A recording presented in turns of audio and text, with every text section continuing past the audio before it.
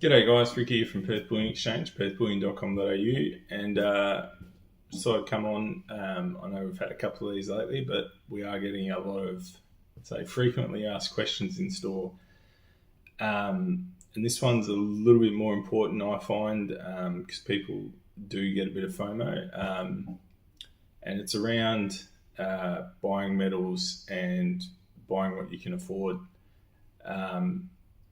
There's been, with the sort of rally in prices and the rise in interest, I've had quite a few more people ringing us up and asking about whether they can buy with a credit card online and things like that. And I don't mean a credit debit card. I mean a credit card. Buying metals on borrowed money, and there has been, put it this way, people trying to get us to give them financial advice around doing things like remortgaging to buy metals, borrowing money to buy metals, private loans, all that sort of thing. And again, not financial advice, but buy what you can afford, and buying metals on credit, in my mind, is never a good idea.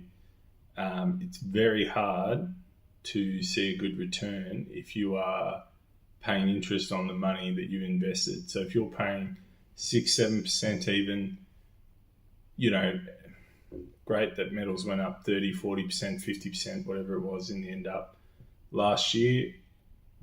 But there's been, the average for gold over the last 20 years or something, I believe, I could be wrong, somewhere around 10%. If you're paying 6-7%, and certainly if you're paying 20% on a credit card, it's very hard to get ahead and stay ahead of your interest costs. So I wince a lot when people talk about these sorts of things. Just pump your brakes a little bit. I know everything's sort of going crazy at the moment and there's great returns to be had, but you never know when the party's going to end, and the last thing you need to be is paying interest on your metals because you borrowed the money to buy them in the first place. Just make a budget, stick to what you can afford, and chip away.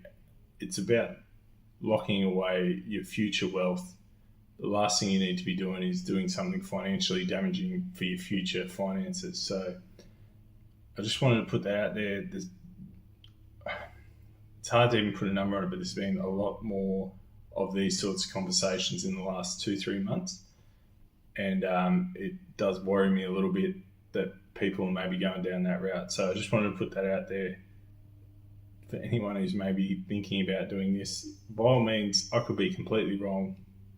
You could get leveraged up to the eyeballs and have a massive win. But I think if you think about the potential consequences if it goes the other way, me personally, it's not worth the risk. I would just stick to what you've got, chip away, buy what you can afford. There's no need to swing for the fences. This is a long-term thing. You want to be buying it for the next 10, 20 years so that you're set when it comes to retirement and you've stored your wealth. Not financial advice, just my opinion. But I think swinging for the fences and leveraging is a bad idea.